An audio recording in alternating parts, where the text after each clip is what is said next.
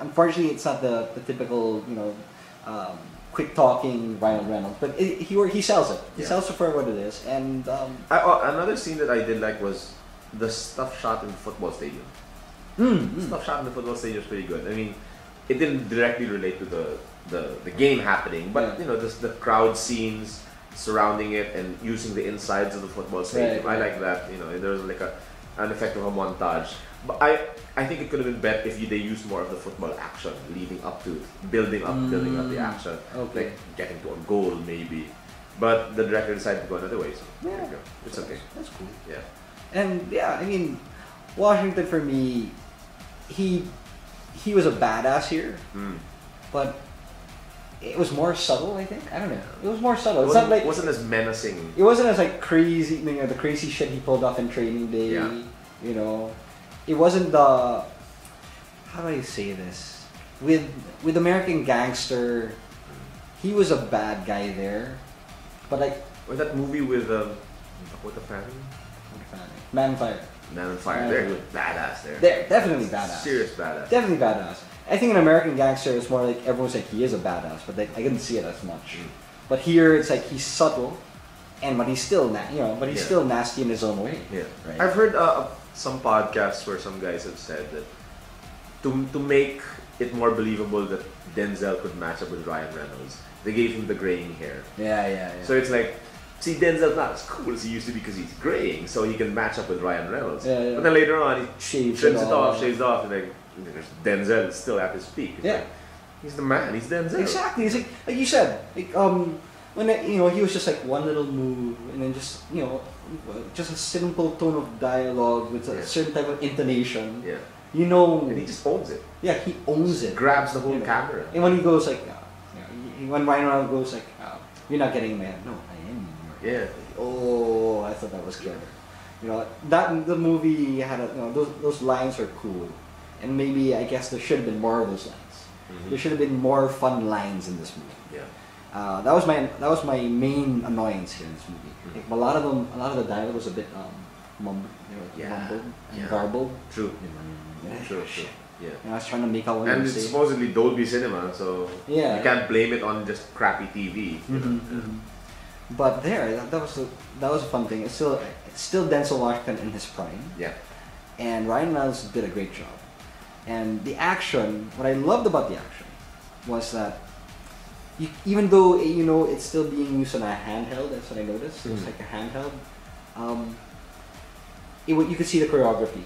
Okay. Unlike in fucking Bourne Supremacy and Ultimate, it's always shaking, let's make it look tense by shaking the camera all the time. Must blame Michael Bay for all the shaky cams, because that fucker fucked us over with the last couple of Transformers movies because of his shaky cams. For me, it's Greengrass. Greengrass annoys the shit out of me because he does that damn thing too much. Yeah. Just to make to avoid too much choreography or something. Here, you could see the action going from place to place. Yeah. And it's still, there's a bit of a shake, but it's nothing major.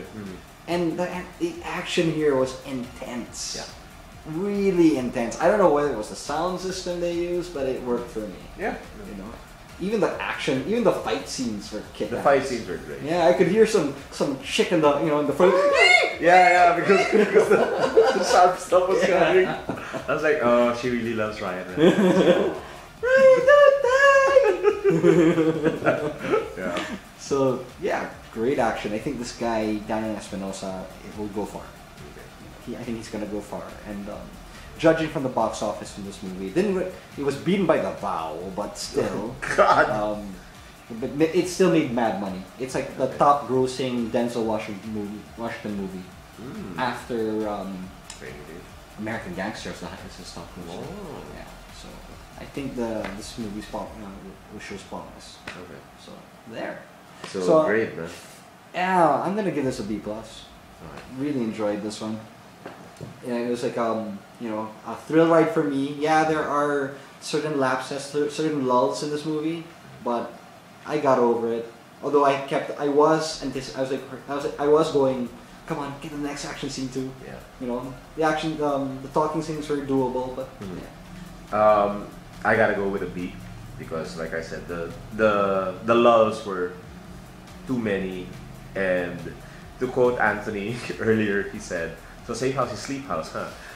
Almost, man, almost. So I got close there. So, but I like the action scenes well enough and the acting well enough that I can still give this a B. Yeah, cool. Yeah. So anyway, that's the rest of our show. What's next? Maybe we'll review The Artist. It comes out. Yeah. It as well, you know. It already is kind of out already. But who knows? DVD screeners. Yeah, there you go. It's on our fault. Sad brought that up. Yep. So it's all good. Yeah. And that, or maybe This Means War. We'll see. I don't know. We'll see if we got the gumption to watch it in the big screen. Right? Yeah, we'll see what happens there. So there. So anyway, next month will be even bigger. You'll have John Carter, the unfortunately named movie John Carter. It should be John Carter of Mars. Exactly. Stupid Disney marketing. That's Edgar Rice Burroughs right there. That's basically Tarzan, the writer of Tarzan, taking his hero and putting him on Mars or Barsoom. Yeah, Andrew Stanton, who did Finding Nemo and WALL-E. Yeah, he's doing live action. Should be interesting. But anyway, we'll see. Then there's also Wrath of the Titans. Even though I still like the 1982 Clash of the Titans better, I gave the remake of Clash of the Titans a break. I'll probably check it out. Yeah. It's got a different director, so who knows? Hopefully Better take. better than Louis Leterrier. Yeah. So there. See you then.